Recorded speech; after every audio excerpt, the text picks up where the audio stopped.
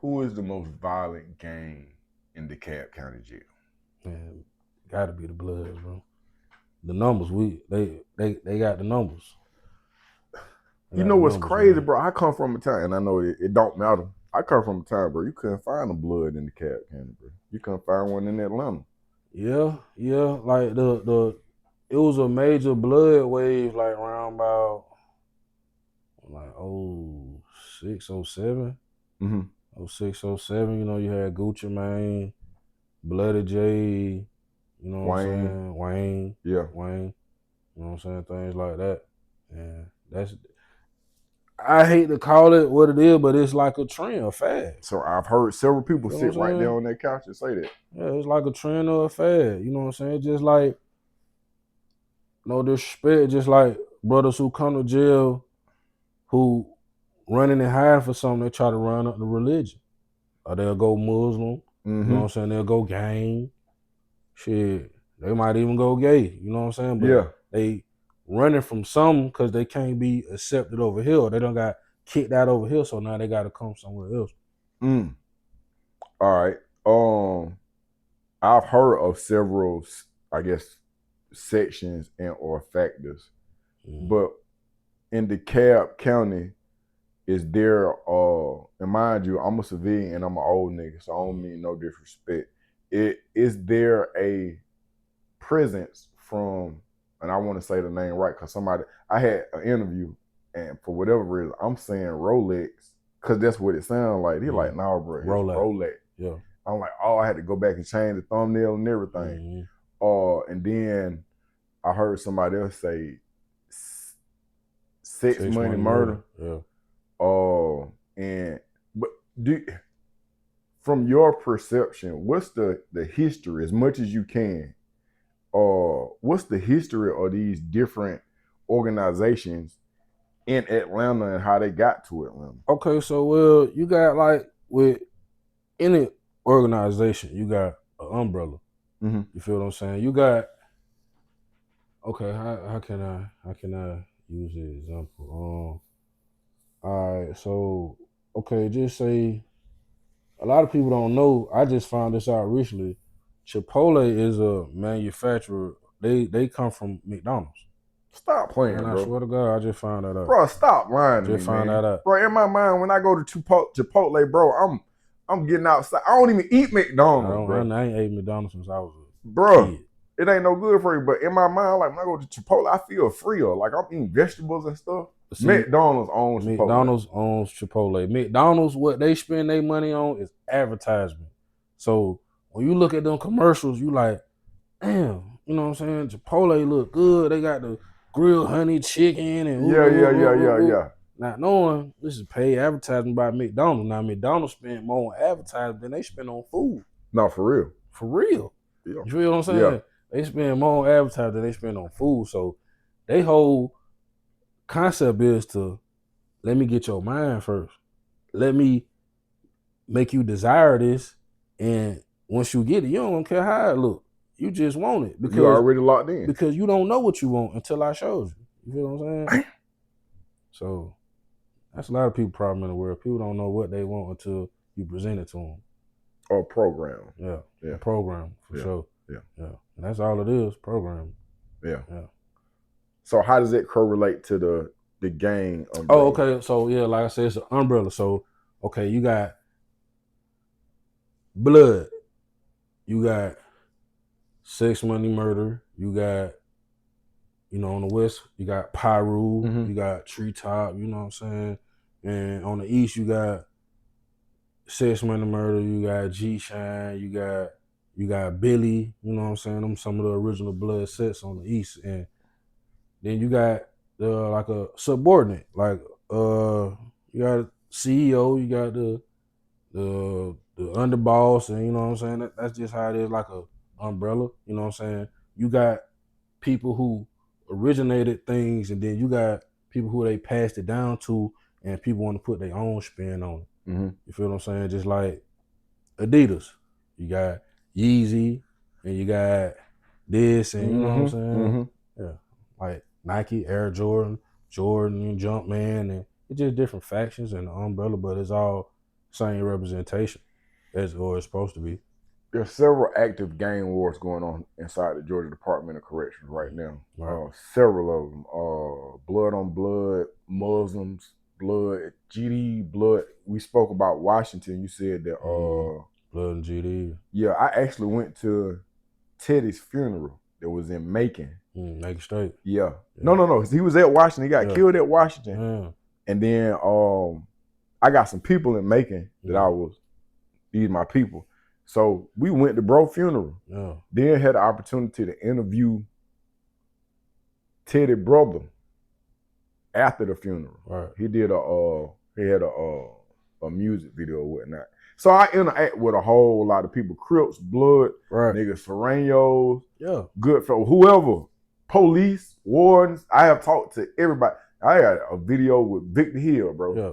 I respect Victor. Respect Victor. So, and I forgot what my question was. That old man. That old man in. Okay, yeah. So they're active wars in the prison. And I understand that we only know that these are wars because it's cell phones and it's communicated. But when I'm talking to people that's in there, like, bro, that's what that is. That's not, see, it's like the personification of incarceration that the media has programmed in their mind. Oh, you go to jail, you getting raped and all that. That's not what's going on. Right. You gonna get exactly what you're looking for.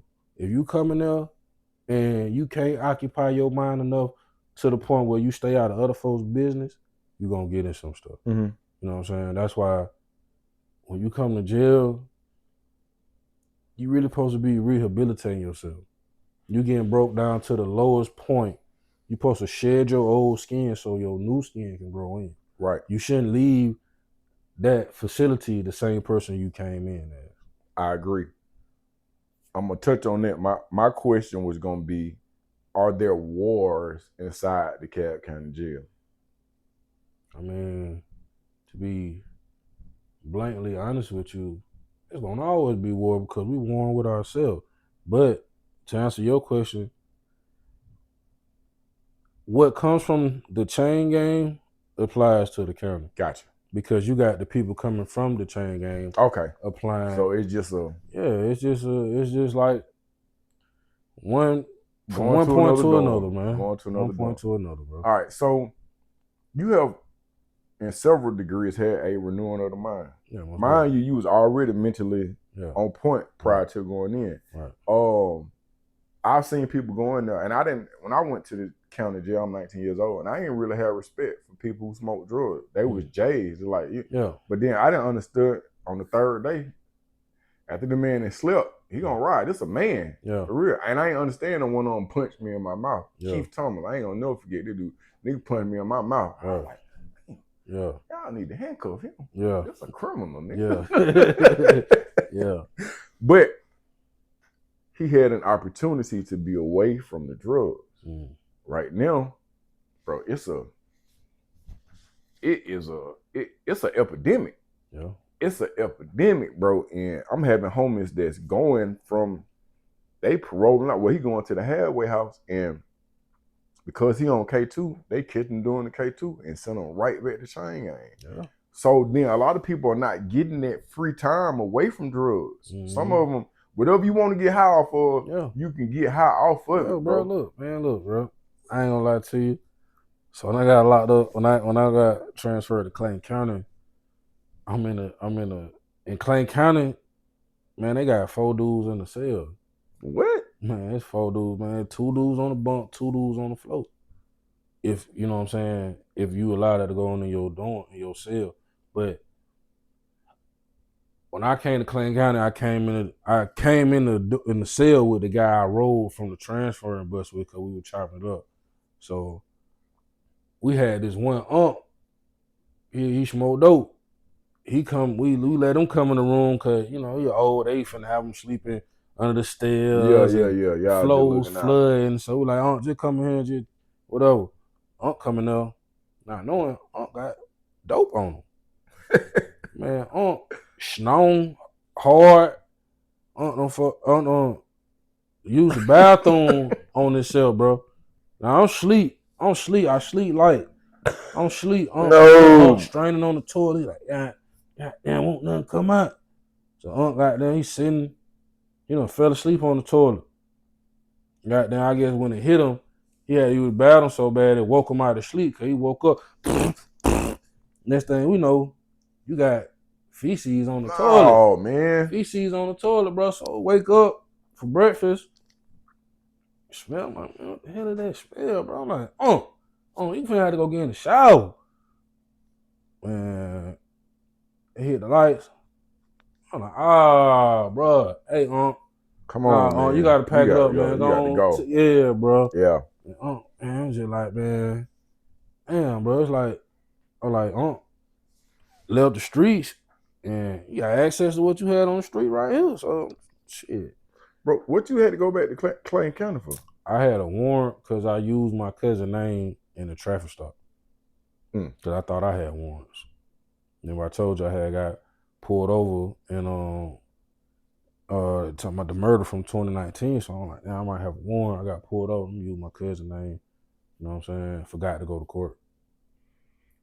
What's a mistake you see young guys make in regards to the gang life inside the jail? The biggest mistake that these young boys be making as far as transitioning into a gang life is that they don't make the decision for themselves. They make the decision because they pressure to. Or they want to join the gang life because they feel like, I see this guy living this type of life and he's doing it. So if I get into it, the same thing gonna work for me. And that's not the case. And that's not the case. And it ain't no just submit your application and you get accepted into this gang life. Oh, but you gotta go through some things. Yeah. You gotta stand up and fight your way and out of it too. You know what I'm saying? And if you can't hold your own, you just gonna get a free ass whooping. Have you ever seen an individual who did, some people, they catch on, they pay attention, and to one degree or another, their life is altered and it's not as negative as it could have been. You ever seen a true example of an individual get in and just get crushed by that systematic way of things? Yeah, I don't see somebody think the grass is gonna be greener on this side, and then you step over here and you see it's Georgia red clay. Ain't no grass. You gotta plant some. You feel what I'm saying? Mm-hmm. You gotta cultivate the land to, you know what I'm saying, get what you want out of it. So some people step over there and realize, damn, I done came into this. This ain't what I thought it was. This ain't really what I want. So how I'm gonna get out of it now?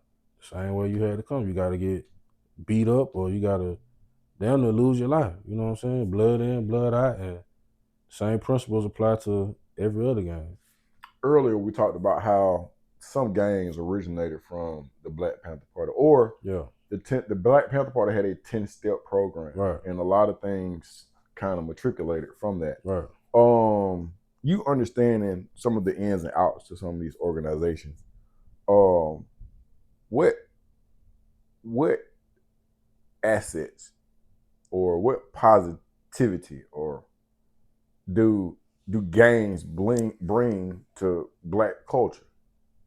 Well, I look at it like this: when you got more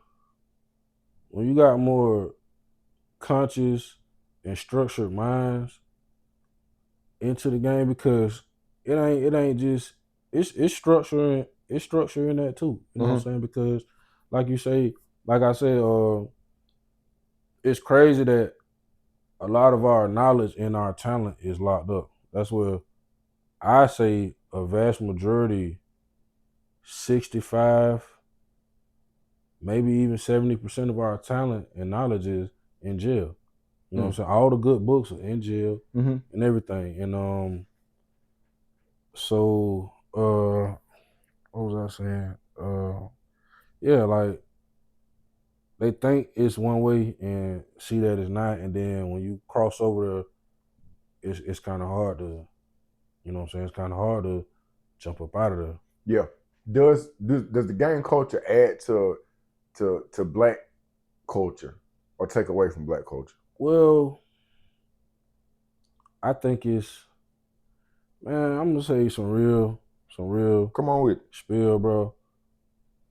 The prisons influence the culture, bro. If Mhm. you believe it or not, bro, a lot of the streets get they swag, they culture from prison, bro. Look at sagging. Even though that's not something to glorify, they brought that straight from prison, bro. Mhm. Straight from prison. You know what I'm saying? Like Mhm. when these people in the chain gang come into the county, it's like a breeding ground. Mhm. You know what I'm saying? Just like bro was saying earlier when I walked in, I'm trying to see who that was. Chain gang rules in effect. You know No, what I'm for saying? real. That's how it is. Yeah. How it is for real. And that's what happens when you got these guys coming from chain gang to the county jail. They putting these boys up on gang and showing them different things. Just like with the K2 and stuff like that. That came from chain gang. Mm-hmm. That stuff come from chain gang. It's like it started from the bottom and just like hot air. Start from the bottom and then rise to the top. Had you had any run-ins with gangs prior to your incarceration? No. Ever? No. No friends that were affiliated? Okay, so I had like younger cousins in Florida, like they was GD and stuff like that. But I used to always tell my cousins, like I didn't understand, you know what I'm saying, why my cousin used to be that. But then when I got older, I understood it was brotherhood, it was foundation, it was a sense of belonging, you know what I'm saying? Mm-hmm. In a world that's so big that make you feel so small that you feel lost in it. So it's like I want to get somewhere where it's strength in numbers. Mm-hmm. You know what I'm saying? So you never had an inclination to join any organization? No. Free? I'm a Pisces, so I'm naturally. When's your birthday, bro? February 25th. Bro, I'm March the 4th. That's crazy. Yeah, I'm naturally a loner. You know what I'm saying, bro? I have to take time to recharge from people. You know what I'm saying? If you know my mama, you know. Yeah. Me and my mama the same way. Yeah. You know what I'm saying? I have to after being around people so long, I need periods of being by myself to recharge. And they think you tripping when you do that too. Being a Pisces, you know, we're the 12th house in the zodiac. Everything comes through us. So we hold qualities of every zodiac. That's just like every person should be able to see themselves. We see ourselves in every person. You know what I'm saying? That's deep right there, bro. Yeah, so we take on a lot from everybody. Everybody's energies jump out and latch on to us. You know what I'm saying? Because we the most, other than the Cancer, we the most what's the word? Empathetic. Yep. Yeah, you know what I'm saying? Mm-hmm. So yeah, that's why a lot of people come to me for like consultation and consoling because I'm a good listener. Mm-hmm. You know what I'm saying? I respond back to what they saying and stuff like that. And plus, I minored in psychology. So and let's dive into that, bro. Where are you originally from? I'm from Atlanta. I was born in Atlanta, Georgia. Okay. But I was raised in Florida and Atlanta. So what part of Florida? Tallahassee.